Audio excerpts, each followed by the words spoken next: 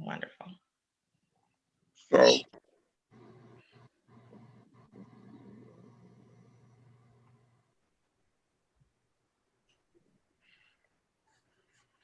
we're gonna get started.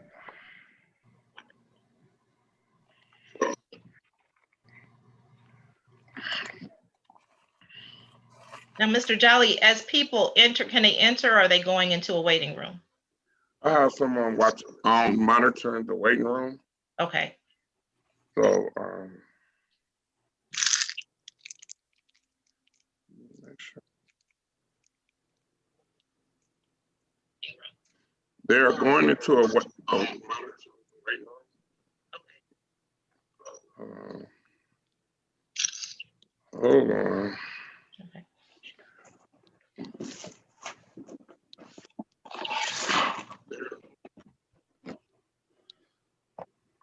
I'm having the same problem I had before.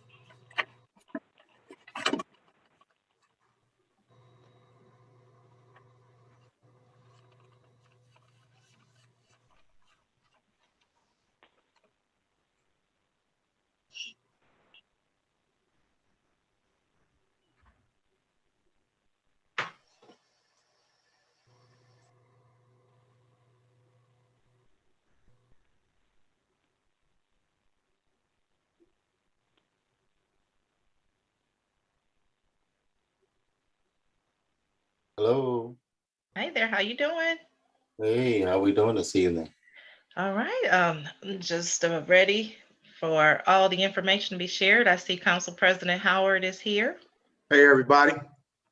This is literally like Zoom from my elementary school, Eastwood, where Miss Sally would look at all the people on the screen and say hi, and whatever, everything that old is new again. So I'm just waiting for Mr. Jolly. He is going to take the lead and provide the information.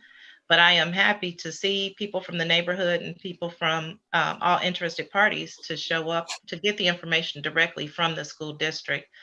And we really, this is wonderful. We have the attorney who works with the school district, and we also have our treasurer, Dr. Rock, who is here to give a dollars and cents aspect of the information that will be shared. So that's wonderful. And whenever you're ready, Mr. Jolly, I will be quiet and I'll let you do what you do best. Just let me know.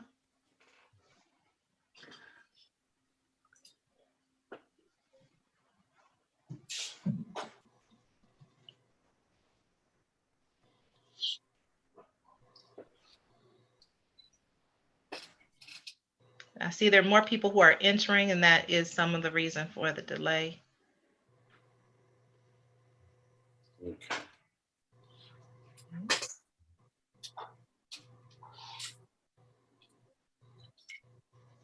Are we allowed to have a cocktail? I'm not judging, and I'm not going to testify. I'll just tell you that right now. You know, it's bourbon time for me. Oh, I didn't know there was a time of day for bourbon, but that's good to know. All right, we have several of the members from the Eastwood community and other people who are have vested interest in the district who have joined us today for the Eastwood community meeting. Today's meeting will be run by the school district and Mr. Jolly, and we were going to be discussing in particular Eastwood Elementary School and the other existing schools in the district with an update on what's going on with our students, the education, and the timeline. Mr. Jolly? I am here. I'm having technical difficulties. I need like one minute to show up the technical difficulties. Wonderful. All right, 1 minute. Okay.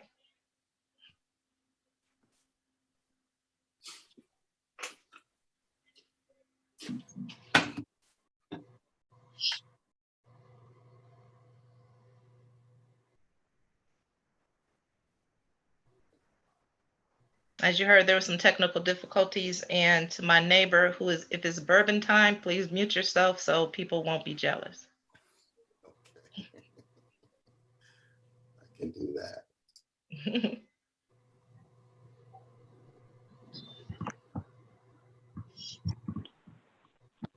Okay, I'm ready to go. So I appreciate everyone's patience. I have to run 2 computers in order for me not to get a lot of feedback and the meeting to be delayed. But I appreciate everyone coming out tonight so we can have our first community meeting about Eastwood School. We pride ourselves on being prompt, so I do apologize for being late. So our agenda, Ms. Mitchell did start with welcome. I'd like to welcome everyone here. Ms. Mitchell, any particulars we'd like to recognize as members here? Because I didn't get to see everybody on the screen who signed in. Anybody you'd like to recognize? I want to recognize all of you for taking your time out to participate in this meeting. I do want to highlight that both the mayor and the council president are here, and the treasurer for the school district is here, who can address dollars and cents, and the attorney, attorney who works with the school district in the event that there's some questions related to any legality is also present. And at this time, I'm going to defer to you, Mr. Jolly. It is necessary, it's very important that the community has an understanding on what's going on with our most valuable resources, our students, and those buildings in which they reside during a part of their time. So I'm going to be quiet and I'm going to let you speak. Thank you so much. Yeah, I'd also like to recognize our board members, Ray Freeman, Tracy Mitchell, Barbara Mooman, Mimi Gator, and Darren Roberts. I'm not sure they're all on the call, but if they are, I'd like to recognize them at this time. So moving forward, just sharing about Winsor Heights Elementary School. Winsor Heights Elementary School did open up on November 22nd, 2020. It houses grades pre-K to 5. So all students in Winsor Heights pre-K to 5 attend Winsor Heights Elementary School. It's located at the old Randallwood site on Clarkwood, 21865 Clarkwood. It's over 132,000 square feet. It is a state-of-the-art facility. We spare no expense in the building of that building. We are looking forward to doing tours of that building soon, as soon as we're able to safely bring people in. And this building was funded with the proceeds from the new development in the community. So this was not part of issue 68 that we passed, but we used the new proceeds, the Richmond Road area, things that's going on in Amazon to fund the building of this building. All right, this is the picture of the front of the building. If you ride down Clarkwood right now, this is what you will see on this beautiful building. And then I want to show you some insides of the building. These are the common learning areas inside of the building. These are areas where around them is where the classrooms are. And these are areas where students congregate, where we do individual tutoring. The one on the right is where our kindergarten students, those are their cubbies. And around that area are the classrooms. I have some pictures of inside of the classrooms. As you can see, we have multiple different ways things are done inside of the classrooms. We have desks, we have tables. The one on the bottom left is one of our extended learning areas. The picture in the middle, we have 85-inch screen TVs. Well, they're not TVs, but they're touch screen monitors for learning. They take the place of a blackboard, but we have whiteboards next to them, but every classroom in the building has 85-inch interactive boards where students can touch, feel, watch videos and so forth. We have a beautiful playground in the back. We have actually 2 playgrounds there, and we have a state-of-the-art gym. That gym is almost a high school size gym where we can have 2 gym classes at the same time. And merging 3 schools together, we have to have a gym big enough for all the students to have gym. And then the bottom is just a picture of the main office. The main office looks different now because we do have safety glass and things in there for the public to come in.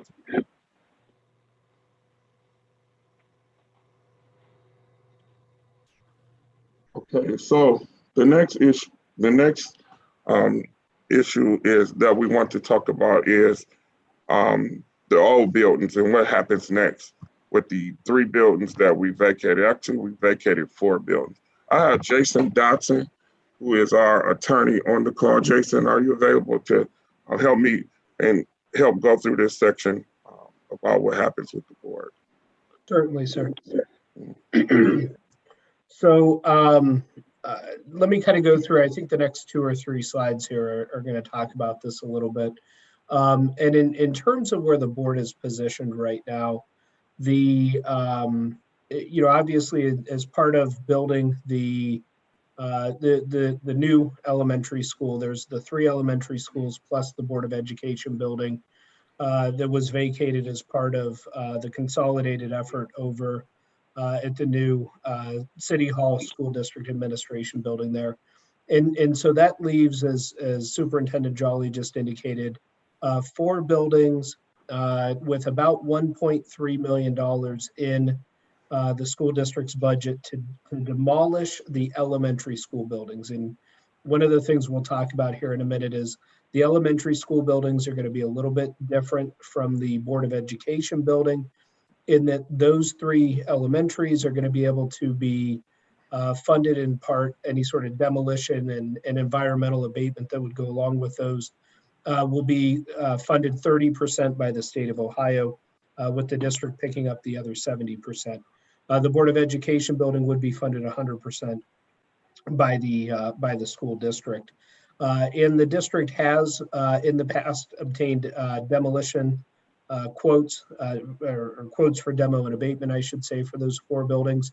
And I believe that they're in the process of updating those numbers now, just with changes in market conditions. So Superintendent Jolly, if you can go to the next slide, please. Yeah, Jason, I wanted to add that the state, so the state on the whole deal, the state paid 30% of the cost of everything that we've done. So in building of even the elementary school, the state contribute 32% of the cost. For the whole project, the state is contributing 32% of the cost, even on the demos and even on the build.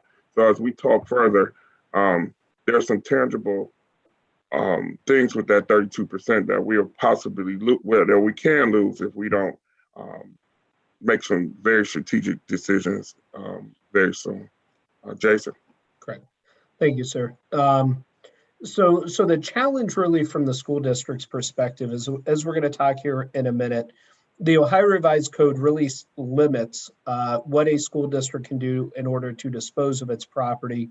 And so given those limitations from the Ohio Revised Code, what can the Board of Education do to really strategically approach this? And as Superintendent Jolly just indicated, take advantage of the fact that we do have that funding coming in, figure out what is going to be best for the school district, but also what's going to be best for the community as a whole. And so Superintendent Jolly, if you could go to the next slide, please. So in terms of what the Ohio Revised Code provides, generally the standard rule is that if a school district is not using a building for 1 year, it then has to go through the process of disposing of that building and land. Now, one thing that I will point out is that that property can be used for educational purposes, administrative purposes, or other school operations, which includes storage. So just because the elementary school buildings, Eastwood, for example, would not be currently used for educational purposes, as long as there is still some purpose related to the school district, like storage in the building, that 1 year doesn't start ticking. Really, after you're no longer using the property for any purpose whatsoever is when that 1 year begins. During that 1 year period of time, or really at the conclusion of the 1 year period of time, the school district has to dispose of the building. And when it does, there's kind of a two-step process. The first step is that the district has to offer the building to charter schools, community schools, college prep, and STEM schools that operate within the district. And if none of those, what I'll call alternative schools, offer to purchase the property, then the district has to put the property up for a public auction. You can set a reserve at the public auction, but other than that, it's essentially whoever is the highest bidder is able to get the property. If for some reason the property doesn't get accepted by an alternative school, doesn't get purchased at an auction, then at that point in time, the district can sell it in a private sale. So that's our general rule. That's kind of the general process.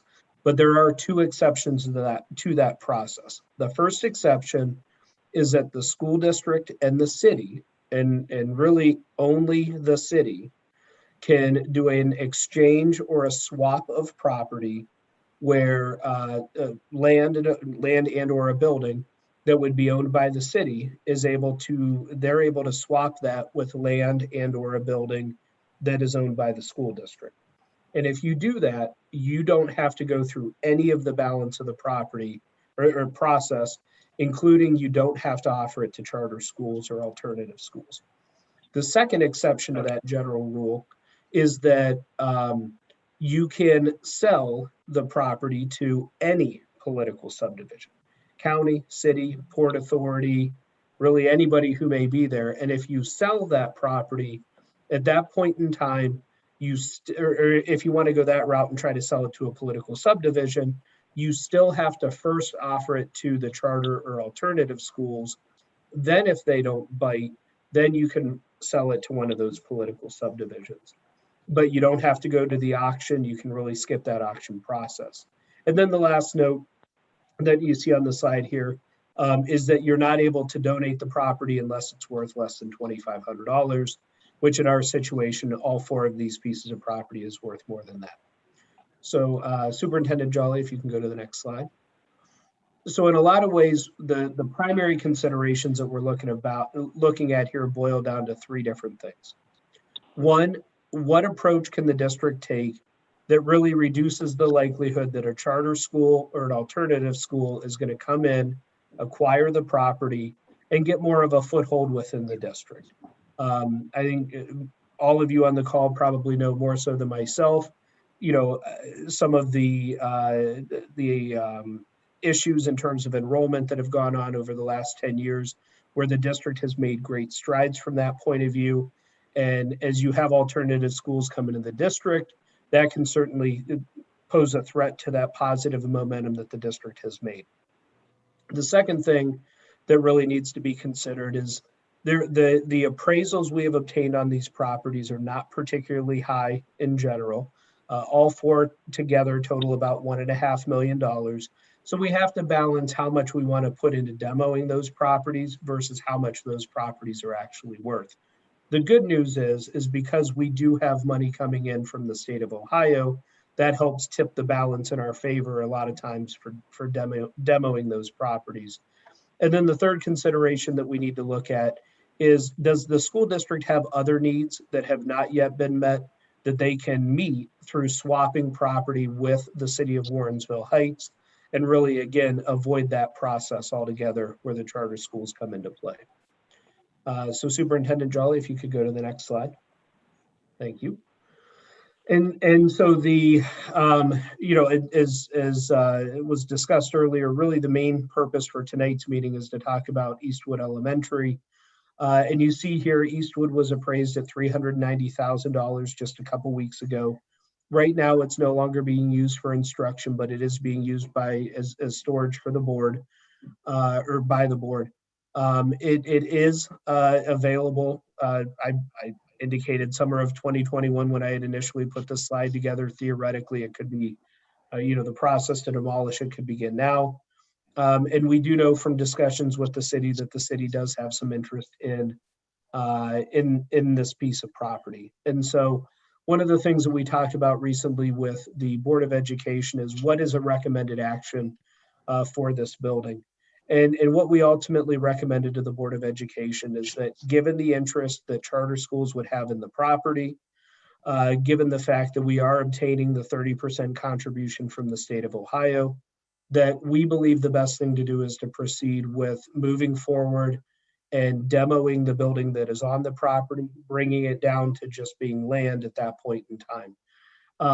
What that will do is quite honestly, most of those alternative schools aren't going to have $20 to $30 million to put a new building on it. And so it gives us a little bit of flexibility, regardless of what process we would need to go through. In terms though, and on that prior slide, in terms of other needs that the district has, one of those other needs is a bus garage, and the current bus garage is going to have to be torn down here as construction of the middle school progresses. And as that bus garage comes down, there's an opportunity there for the district to have a discussion with the city about whether or not you could swap the land that will be left over at Eastwood with some sort of a bus garage facility where there's joint ownership, where the city owns a portion of that building, and then the school district would own the portion that would be swapped in exchange for the land over at Eastwood. By doing that, quite frankly, that puts Eastwood in a better position because just the way Ohio law is structured, the city has more flexibility in terms of what to ultimately do with the land that is there at Eastwood, way more than what the school district has. So, Mr. Jolly, I think those are the slides that wanted me to cover this evening. Right. So we'll open up to any questions at this point, because there were some other questions about was there a dedicated art center in the Winsor High School District? And the answer to that question is no at this time. And then can Eastwood be utilized for a combination of adult education, incubator workspace, and a place for creative arts? And then I received another question, some questions from Aldersgate about mixed usage of Eastwood. Ultimately, the use of Eastwood really it comes down to the economics of the district supporting a closed building. As Jason eloquently shared, the expense we have limited options with dispersing the building, and we do not want a charter school to come into Warrensville. Over a 10-year period, Warrensville lost almost half the students to charter schools, and we're working to build back up our population. And putting a charter school in the middle of our community would have an adverse effect on the district.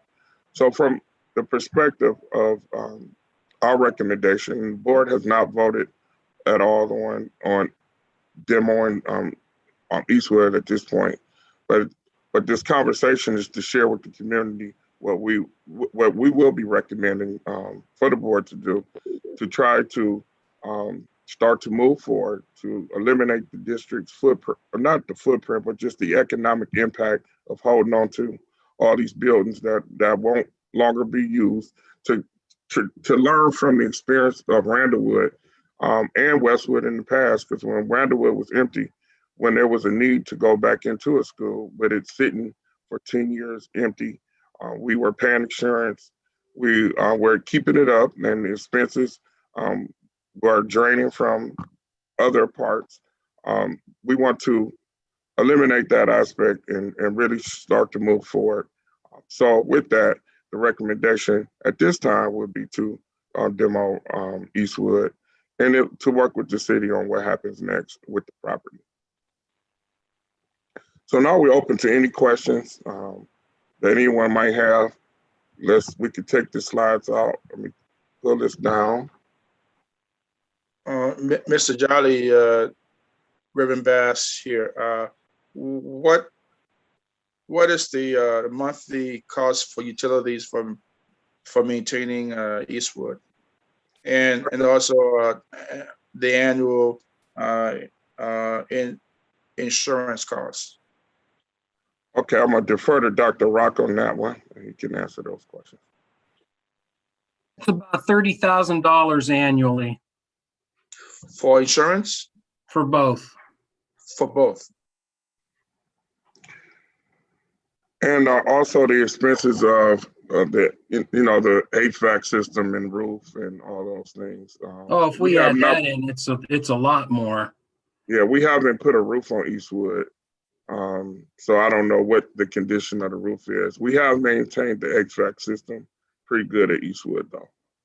But it's an aging building, so I mean, if you looked at that, if needing a new roof, you're starting to talk $1 million. And also, again, remember, the OFCC at the very beginning of our master facilities plan, they analyze our buildings to see if they're worth improving. And it's beyond that amount. Right now, the OFCC, they rate it at, it has to be somewhere around 75%, and it's beyond that. So that means that the building's beyond its age, and it would cost more to improve it, to put it into operations, than building something new. And that's why we've went with new buildings. But that's, you have to rewind 5-6 years ago when we established the master facilities plan. Does that help answer some of the questions on that? Well, we can definitely get you some more information on the expenses and things. We can get you all that information. So are you legally able to raise the building before you offer it to a charter or to a STEM school? Yes, Reverend, you are permitted to demolish the building. There's no requirement that you have to keep the building there and offer the building to charter or alternative schools. Now, one thing that I will note on that is, by tearing the building down, it really practically starts that 1-year clock that would require you to offer the land to charter schools, then go to the public auction, then go to the private sale. Because once the building's down, you really can't make an argument anymore that the district is using it for school district purposes. So that is the one drawback to tearing the building down, is you really do start the clock ticking at that point in time. And Eastwood is zone residential, right? We have to defer to the city on that one. The mayor is here also. Yeah, that's a residential zone, underlying zoning on the property, yes. So, Mr. Dotson. Yes, ma'am. If Eastwood is swapped with the city, that diminishes that 1-year requirement that for the charter schools? Correct. If there is a swap, you don't have to deal with the charter schools at all. And when you say swap, what does that mean? Right. So what that means is that you, the school board and the city council have to agree to exchange real estate for real estate, and it has to be mutually beneficial for each. So the school district determines that it's mutually beneficial, as does the council, which is a standard that is less than saying that they have to be of 100% equal value. So there's not a requirement that a $500,000 property has to be swapped for a $500,000 piece of property, but both the council and the school district would have within their resolutions that it's mutually beneficial to swap those properties. Now, if someone were to challenge that, there's probably reasonable limits there. So you probably couldn't swap a half-acre parcel for a 40-acre parcel that's worth 20 times the value. That being said, you're also not required to swap exact for exact. So what's the timeline for that? So once the building would come down, at that point in time, that's going to start the 1-year clock that says you're no longer using it for a school purpose. So any period of time within that 1 year is when you're able to do a swap with the city. After that 1 year expires, then you have to offer it to the school, the charter schools. You can still continue to negotiate with the city during that period of time. But you said after it's been torn down, and I'm talking about a timeline for the discussion between the city and the school board before it's torn down.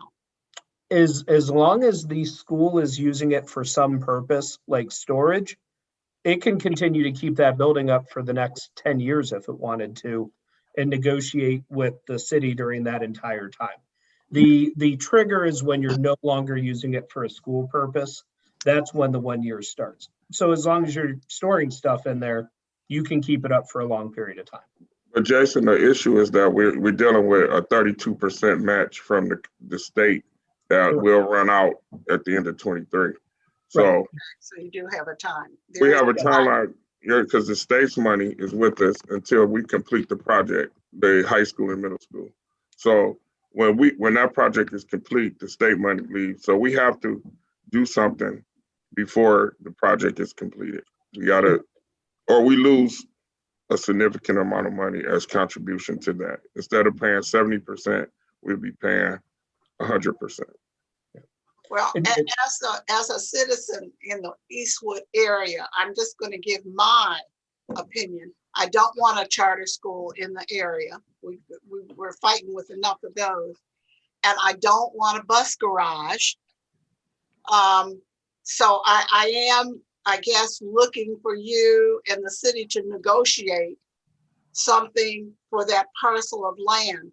Personally, I look at that and I would love to see a senior citizen, Mayor, facility go up that would accommodate many of the seniors in the city who are ready to give up their houses for a senior citizen facility.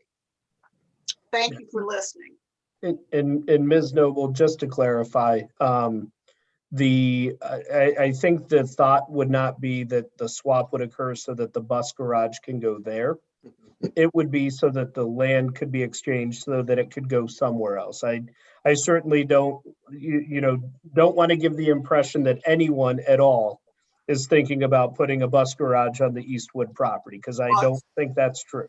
That's good to hear. That's good to hear. And also, For the record, just for the record, for all who are listening, there has been a vast number of people in the community and surrounding area who have inquired about a Newport Square type development for that property. Because I know I say that because I wanted to piggyback on Mrs. Noble saying she would like to see an independent living. And there have been, if I say hundreds, that might be misspeaking of what people want for people who are leaving their home but want to stay in the area. So I just wanted to interject that. I also want to add that charter schools have already reached out to us about the properties already. So we've already been dealing with charter schools about the property. So we're trying to get an extensive plan because we have to phase a lot of things in to try to get all this done. It is going to take a lot of creativity due to the limitations of the law. That means that we just can't put it on the open market and get the best price. And then, we have to work collaboratively with the city in order to maximize what happens on the property, on any of the properties that we have, because our footprint will be down to just two buildings. We'll have the elementary school and then we'll have the middle and high school. That'll be Warrensville Public Schools, a campus that'll be located right on Northfield and Clarkwood. So it's a whole new way of thinking, whole new way of imagining, and together, I think we can get to where we need to be, because it is all new. I know Cleveland does this all the time. They trade properties to build schools where they need schools at and so forth. So in this process, we got to go through the same process of doing what's best for the community and figuring out the best usage of the school, the old schools, and so forth. All right, any other questions? Yes, for clarity, since you said if it is demolished, right now there is no plan for how that Eastwood land would be used, since you said it's not for transportation. No, it's not for transportation at all. That is not the plan for Eastwood. There's no plan at all for Eastwood at all.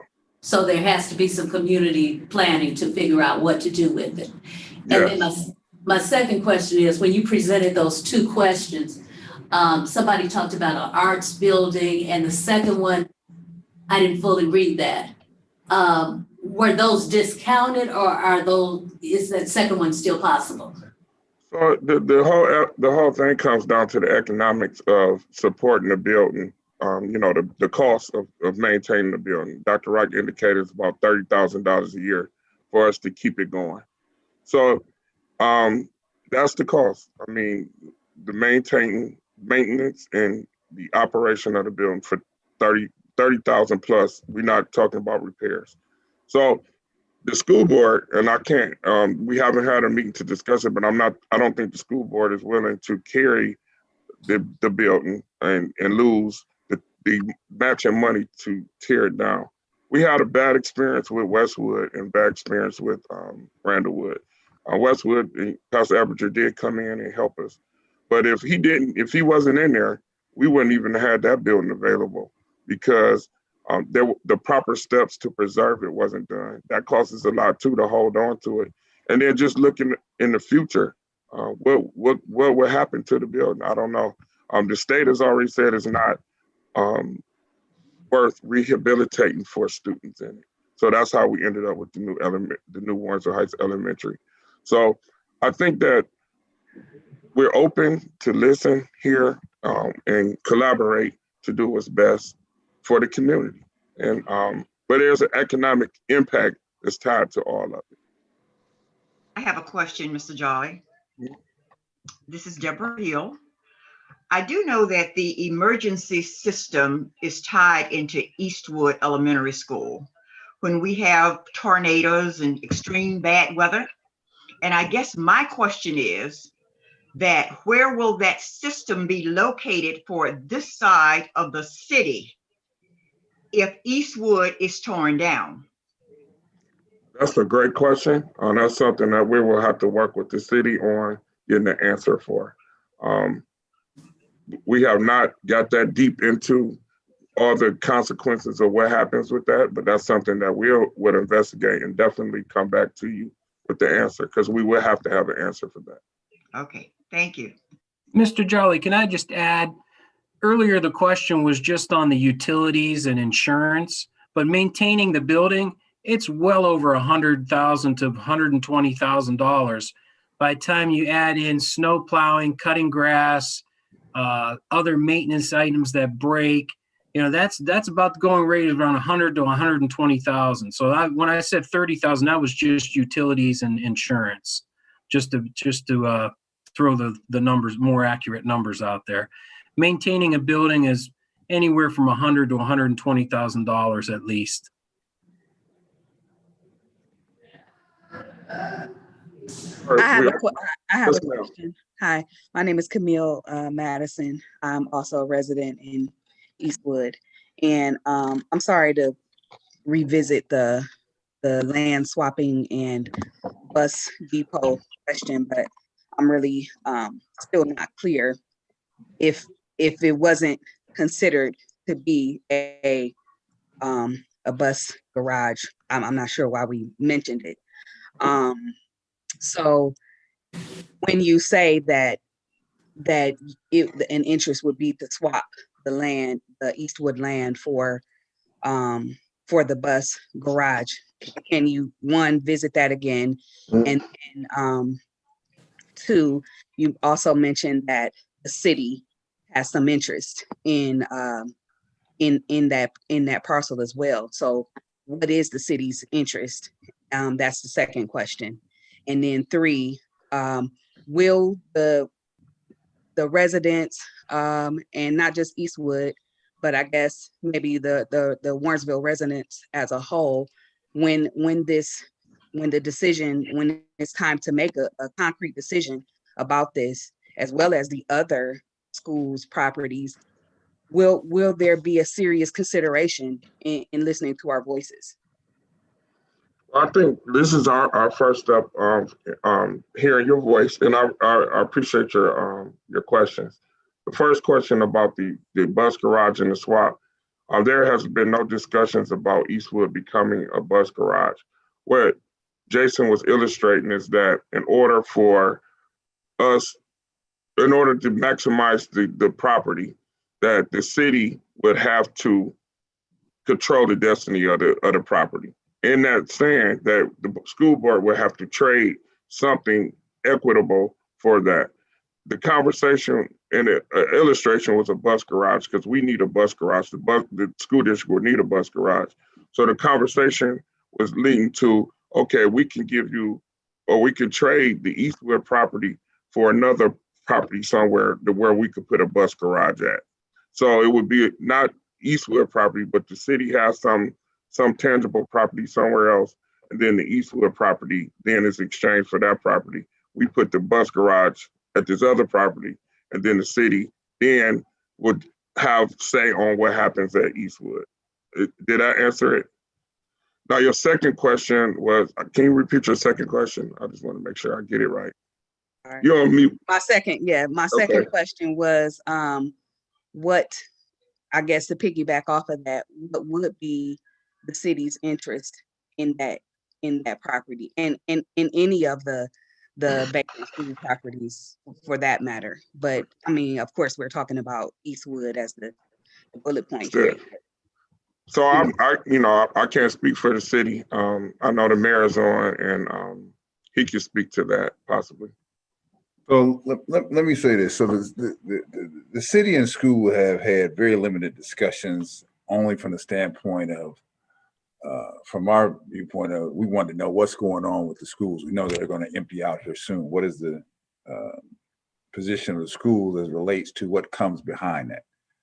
The school has only so much ability. Once they decide to come out the schools, then it really reverts back to the property. Our interest in all the properties really is just to see what is going to come from a redevelopment standpoint behind it, right? So I'm not interested in the buildings themselves because they're antiquated and outdated, right? So the school has the ability to demo all the properties now because the state has given them a significant sum of money to demo the buildings, right?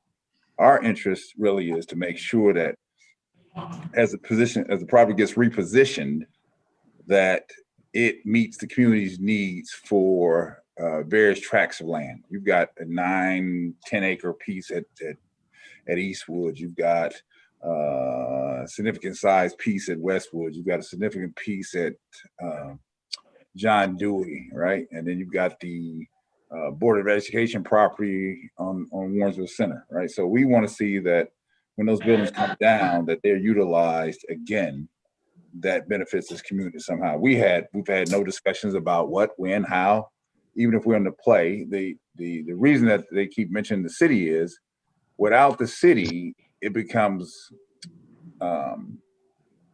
much more thorny for the district to dispose of the property, right?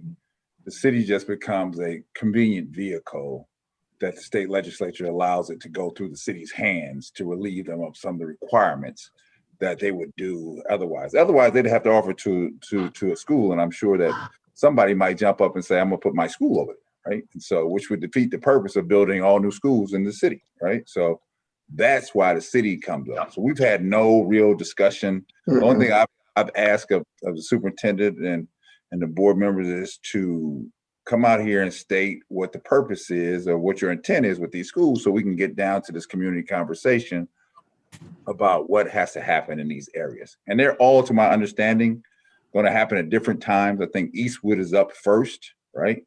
And then the others will come in line at some other additional point. So my interest is really to protect the interests of the city.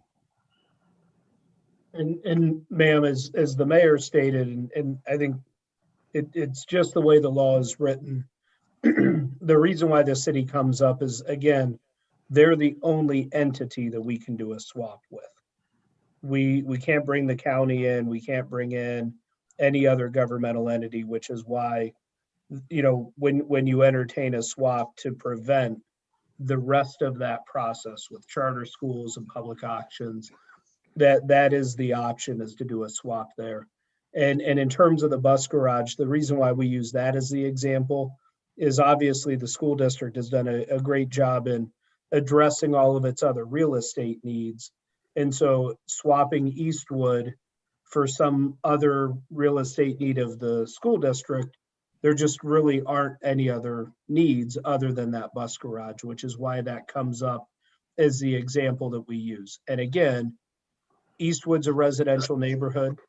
In no way, shape, or form is there any discussion about putting the bus garage there. It would be some other piece of property in a properly zoned area is what we would have to swap the Eastwood land for under that revised code section. I understand. Thank you. Thank you, ma'am. Any other questions? Now, let me, Yeah. can I, if I may, Superintendent? Mhm. The one thing that I've been clear and on record about here is that if there's a redevelopment opportunity in any one of those neighborhoods, the people of the city gonna have a chance to weigh in on what happens here, right? Right. My protection is to make sure that there's not an opportunity that is not missed here, right? And just by not, you have to be active in the field so that you have the opportunity, right? So I would think that the people that live in the Eastwood area would be significantly concerned about how this property is repositioned, right? So I remember early on, somebody was talking about when, this was before they started saying they were going to build new schools, that when they tore down Eastwood, that there was going to be a park put on Eastwood's property, and then people went ballistic when they heard there was a park going on, or thinking about a park going on there. So, and that's how things get started out here. So there's another step. If he steps away, if the school steps away from the property, and somehow it ends up in a position where we're talking about redevelopment, then we're going to have a conversation about how this thing going to get redeveloped, and if it's going to get redeveloped, right? So, so we're just at the beginning of this, correct, Superintendent? Yeah, and one of the things is that we just do not want to have eyesores in the community. We don't want Eastwood with boarded up windows and vandals in Eastwood. So, or any of the schools. So we want to keep them all active, or we want to tear them down. Or I mean, because if we don't keep them active, those things will happen. And that's the last thing that we want. Superintendent Jolly, I do have a question. So, and I know this conversation, we kind of threw it out there in the air just for something to think about in the future. But so in the event that that the school district may ever need another property again, would it be feasible to hold on to at least one of these vacant school properties, be it Eastwood, John Dewey, Westwood, or whatever, just in case, in the event that you ever need that land again, that you could, build on it? I don't know if you ever foresee doing it or not. Right. It's too early to tell. But if you ever need it, would you want to keep it? So I think that's a great question. And I think the way this phase process will go, of how we exit the buildings will allow that question to be answered, because we're going to need John Dewey for another 2 years, because we have to put our middle school students into John Dewey. So at that time, and I do anticipate that we will have to have that conversation that you stated, Council President Howard, because we see our enrollment growing with these new buildings. And with the enrollment growing in these new buildings, that elementary school was only built for 1,000 students. That was due to population loss over the last 20 years in the charter schools. The state will only fund us for 1,829 students in the whole district. We're almost there now. That was a 10-year projection for 2026.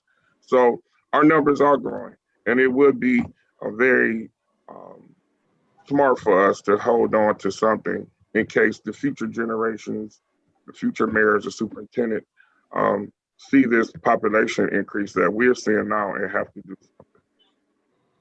So that's a great question, and I believe that is something that we're definitely gonna have to consider. Mr. Jolly, if you could also share with everyone where the footprint is for the buildings, the size and the conditions of the building. So to align with what Council President Howard said, it kind of will lead to which buildings would be in what priority based on size and condition.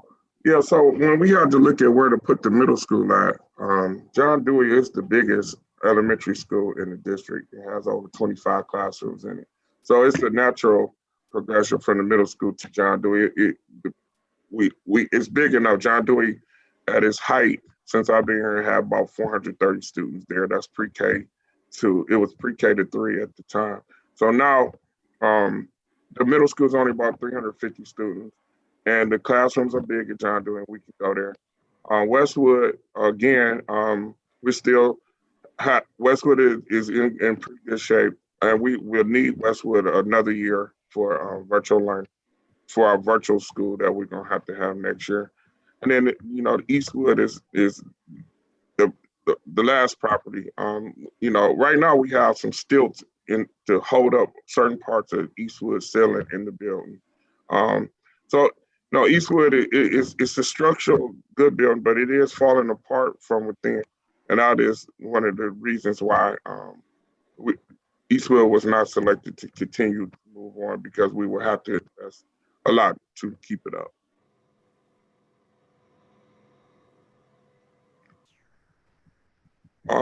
Is there any other questions?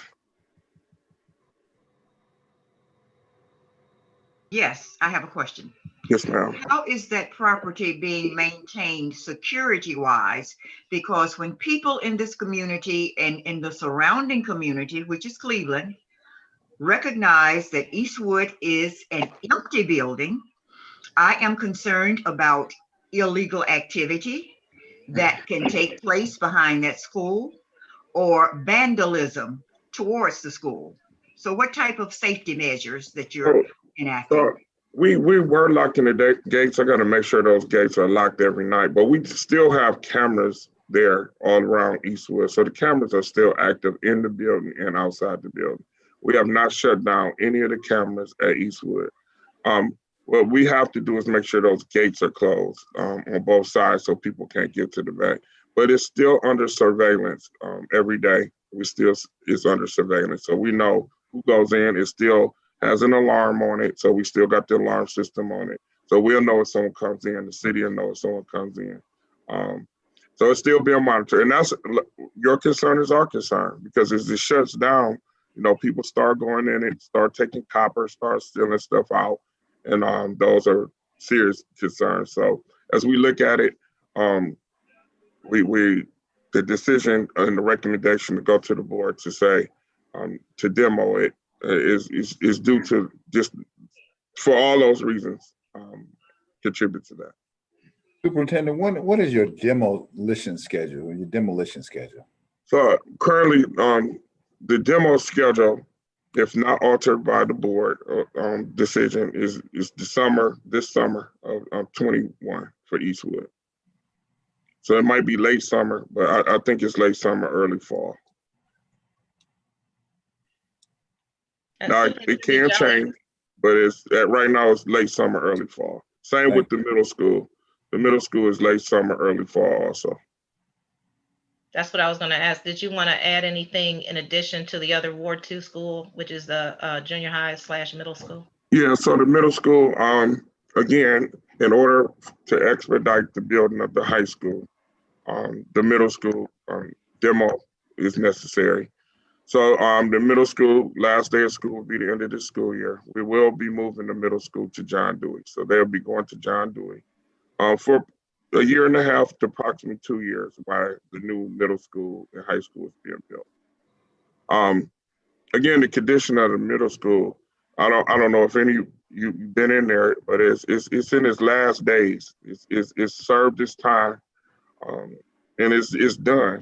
I mean, John Dewey's in better shape than the middle school. And actually, when they did the appraisal of the district, I saw one from the mid 2000s, and they said it should have been gone in. But the district has, you know, continued to maintain it and do our best. So the middle school is slated to be tore down in the same time frame as Eastwood. I think the middle school might go before Eastwood though. But we'll have exact dates and times, and we'll be able to forward it to Councilman Mitchell and to the mayor to be just shared with the residents. And what about the Board of Education? Well, the Board of Education, we do not have a match on the Board of Education. So the Board of Education is 100% district. We might have to use the Board of Education for our buses. And when we move the bus garage, we might have to use the wholesale buses at the Board of Education. It's not in a neighborhood, it's on the main drag, and we have a nice parking lot that we repaved there recently. So it's a good location for us to hold our buses. You're on mute, Ms. Noble. How old is the Board of Education? You said it wasn't on the register. Yes, it should be. It was built in 1927. Okay, thank you. Did you want to share the condition about the administration building as well? Well, yeah, I mean, it was built in 1927. It's very old, and asbestos and everything else is there. I mean, it's just bad. It's an older building. It served its time also. We appreciate this service. It did a great thing for our district and community, but it's time. But we still are using it for storage, and we will use it as a temporary bus station until we get things resolved and find us a bus garage or build one, either one. Any other questions? Finally, I would just like to say, as a resident of the Eastwood community and as a stakeholder of this community, and as someone who has been very much involved in the Eastwood community, I am in favor of progress. I really am. And I know that it is time for us to move forward, because I understand that Eastwood has fully outlived its usefulness in this community. But it is still close to my heart. Whenever I turn off of Harvard, that's the first thing I see. But I am I'm happy with the progress that will be taking place in our community. And as long as the citizens have a voice as to what will be placed there, I will be in favor of that, because I think that the voices of this community can speak very loudly and very affirmatively of what we feel that would be in the best interest of that land. Thank you. Any other questions before we wrap up? Anything else? Mr. Jolly, can I make a comment quick? Yes, sir. All right. Actually, kind of in response to Ms. Hill and Ms. Noble. Yeah, I'm currently a member of the board, but you have to remember, we are also residents of Warrensville, and we love this city.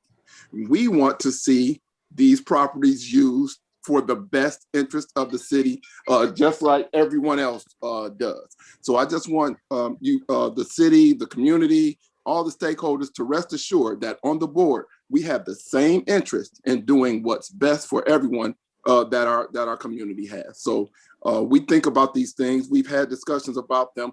I appreciate this forum and the voices of Ms. Hill, Mrs. Noble. I love Ms. Noble. The other lady who spoke earlier. I enjoy getting that input, because we had things that we wanted to do. We thought about doing. I would think like, hey, is this the right thing? Is that the right thing? And I'm glad that I have like some reinforcements from the community. And I just wanted to say, say that right quick before we wrapped up, Mr. Jolly. That's all. Thank you. And before we wrap up, we want to make sure everyone knows that we want to memorialize these buildings. We're doing the last roar at the middle school, which is going to be, we want everybody to get an opportunity to walk through the middle school. It's Memorial Day weekend. We want everybody to see it. Maybe get a memento out of there. We want to do things right. We have a unique opportunity to do things the right way. When other communities close schools, they give their alumni, their residents, opportunity to come in, see the building, say their last goodbyes. So we would do that with both Eastwood, and we'll do that with the middle school, so that everybody get to take pictures get to come in, get to touch it, feel it one last time as we progress forward. And again, transform education in the city. That's been our goal, to transform education in the city. And I really want you to see the elementary school. I know a few people have been in there, but once you go in there, you will really see what I'm talking about. That there's not another elementary school on this side of town, or I would say in the state, that looks like this elementary school. And what the kids have received, I'm so very blessed that you guys have given them the opportunity to compete in the world. Because if you go in there, you will see that they are not lacking anything, and they have everything they need to be successful. And once we get the middle and high school up, our schools will be second to none. And that's a promise. And if you see the elementary school and go in it, you will see what I'm saying. And Memorial Day weekend or weekend before, we'll do some tours of the elementary school so everyone can see it. This is Cynthia Beard, Councilwoman in Highland Hills, who attended Eastwood and loved Eastwood and appreciate the communication, and that you do involve our community in putting away these wonderful buildings, and the former teachers and students appreciate that greatly. So I appreciate the opportunity to hear the plans. Yeah. And I'll say the Eastwood plaque is in the new elementary school. So it's always going to be part of the history of Warrensville Heights Elementary School, because it's sitting right in the main hallway right now. So any student that ever go to that elementary school know that Eastwood School existed. And they will know it's there. And we probably put pictures of it there too. Are there any other questions before we end tonight's meeting? Well, on behalf of the board of, Ms. Mitchell, go ahead. Yes, just for the good of the order, I'm in regular conversation with the superintendent about Eastwood in the middle school, because residents will call and complain about something, and I know he gets tired of getting my calls about some of the things, but the last roar will be an opportunity at the middle school for people to, as he said, to get that last picture, that there might be an opportunity to look at the time capsule, some different things about the school, as well as Eastwood. A suggestion has been made by a couple of alumni to take pictures in front of the school, in front of the sign, just to have in perpetuity. Those memories will remain even if the building is gone, and knowing that there's stilts holding up the ceiling should make you understand that that we don't want our children in that building, and it may have served this useful purpose, because to create a structure where the ceilings won't cave in may be cost prohibitive. So I really appreciate everyone from coming out. I see the residents from the neighborhood and people from other areas that have participated in this. You have wonderful questions, and it is good to know. I'll be looking forward to hearing the information about the alert system. I know at noon on the first Saturday, it is annoying, but it's necessary. So it has gone off 1 or 2 times in emergencies, and we want to make sure it's still there for emergencies. I don't see Mr. Pearson, whose backyard adjoins that alert, but he knows that is a wonderful thing to have in the neighborhood. So we will stay tuned for the answer to how that will be maintained and sustained. But I appreciate everyone for coming out, asking questions, and getting information. And I don't think I will be over speaking by saying I know that Superintendent Jolly's door is always open, as well as the members of the board, that they really care, as as board member Robert said, they are members of this community, and they're fighting to be part of this and maintain and increase the standards in this community. So thank you for all the work that you do, and I really do appreciate this. All right, well, thank everybody. Our next meeting is April 14th, and at that meeting, we'll discuss Westwood. So thank you.